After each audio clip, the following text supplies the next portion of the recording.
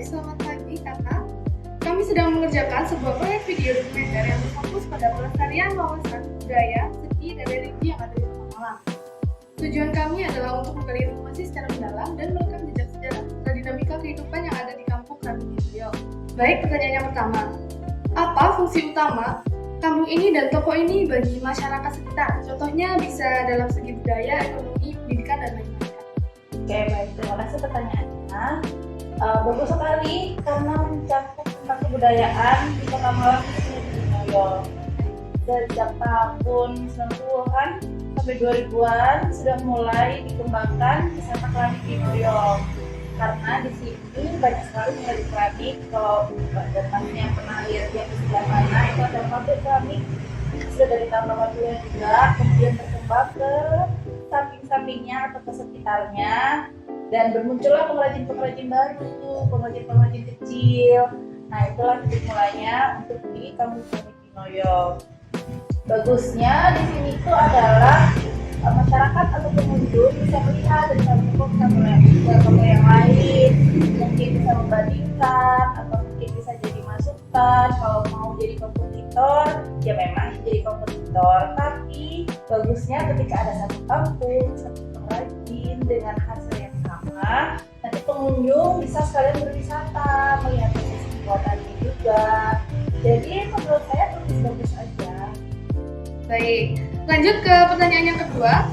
Siapa tokoh atau pihak yang pertama kali mengembangkan usaha keramik ini di toko Yans Keramik? Siapa tokoh yang paling berperan penting, Kak? Jadi di Yans Keramik ini tokonya namanya Yans Keramik diambil dari nama orang tua, yaitu generasi pertama atau pendirinya namanya Ibu Sri Handayani. Jadi Yans Keramik ini diambil dari Bu Yani. Jadi kita memadukan karena produknya keramik, jadi namanya Yans Keramik. Dimulai dari tahun 1991, sebelumnya Ibu Sri Handayaninya bekerja sebagai karyawan di toko lain. Kemudian berkembang jadi seller, kemudian ada modal untuk membuat toko sendiri, kemudian ada modal untuk membuat pabrik sendiri, sampai akhirnya di tahun kurang lebih 2017-2018 diteruskan ke generasi keduanya yaitu saya. Kemudian di 2023 dikembangkan lagi bersama adik saya, saudara saya, untuk membuat workshop di Yans Keramik dengan nama Lokakarya. Sampai hari ini alhamdulillah masih bertahan. Berarti sangat berkembang ya, Kak? Insya Allah, alhamdulillah, insya Allah. Baik, sekali Kak, lanjut ke pertanyaan yang berikutnya. Bagaimana masyarakat setempat mempertahankan tradisi kerajinan keramik di tengah perkembangan modern ini, Kak? Ya, itu sebenarnya susah banget ya Mbak ya, karena semakin bergesernya waktu, pasar berubah, daya beli masyarakat berubah, selera orang juga berubah. Maaf.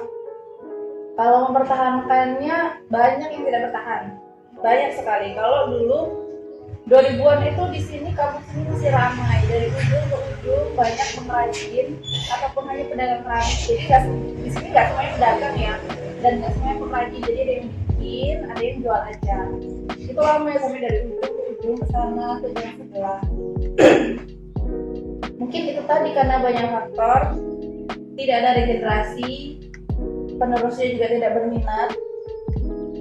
Jadi ya tinggal pengrajin yang ada hanya yang sepuh-sepuh saja, yang masih generasi pertama atau kedua, yang umurnya masih 50-an, sudah 50-an. Paling muda sepertinya saya, kalau yang mengungsi secara full. Tapi teman-teman ada yang muda cuman masih dengan orang tuanya atau generasi sebelumnya, jadi tidak berdiri sendiri. Kalau di Yans Keramik, Ibu Sri Handayaninya sudah 90% mempercayakan kepada generasi berikutnya untuk mengelola Yans Keramik dan workshopnya atau lokakarya. Ya, berarti Yans Keramik ini hebat sekali ya, Kak? Udah mau melanjutkan dari generasi sebelumnya hingga bertahan sampai sekarang. Ingin melestarikan yang ada aja. Begitu. Oke, baik. Lanjut ke pertanyaan berikutnya. Di mana biasanya pengrajin mendapatkan bahan baku seperti tanah liat atau glasir? Kalau dari pengrajin di Malang dan sekitarnya, kita ada namanya UPT atau unit pelaksana teknis. Saya lupa nama resminya, tapi unit pelaksana teknis untuk keramik atau untuk kerajinan keramik. Jadi di situ dari glasir, tanah liat, sebenarnya dua bahan utama itu PT itu di bawah dari pemerintah, antara Menteri Perdagangan atau Koperasi atau dari kementerian apa saya kurang paham juga, tapi di bawah pemerintahan, jadi harganya juga bersahabat karena dapat subsidi dari pemerintah, jadi tidak memberatkan pengrajin-pengrajin di Malang dan sekitarnya. Oh, berarti sangat didukung oleh pemerintahan sekitar ya, Kak? Terima kasih sudah didukung oleh pemerintah juga. Baik. Oke, selanjutnya Kak, kapan Kampung Keramik di Noyo mulai dikenal sebagai sentra kerajinan di Kota Malang? Sepertinya sudah mulai tahun 90-an 2000-an mungkin ya.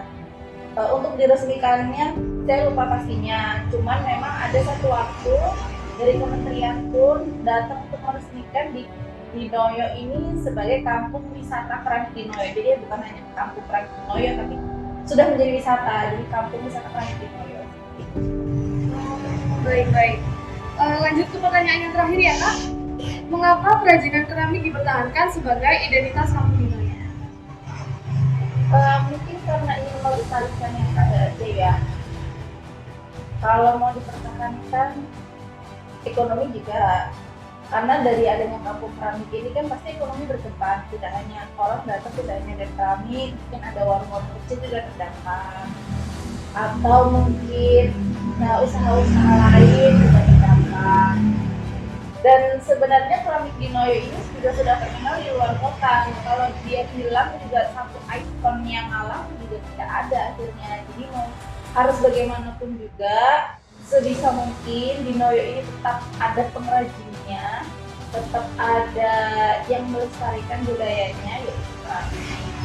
Coba kalau misalnya kita ke satu tempat dari dulu misalnya seperti Jogja, gerabah, terus tiba-tiba nggak ada gerabahnya, hilang misalnya daerah namanya Pasoman, itu salah satu ikon dari sejarah Jogja juga nanti akan hilang. Jadi itu saya tahu.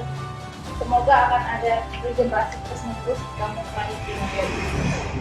Betul sekali Kak. Semoga kita bisa berharap agar kedepannya kampung ini bakal terus melestarikan budaya yang sudah ada ya Kak. Terima kasih. Ini teman-teman boleh nih mau ikut melestarikan keramik di Noyo, khususnya di Noyo. Ya, betul sekali. Baik Kak, terima kasih banyak atas jawaban-jawaban yang sangat luar biasa. Terima kasih Kak.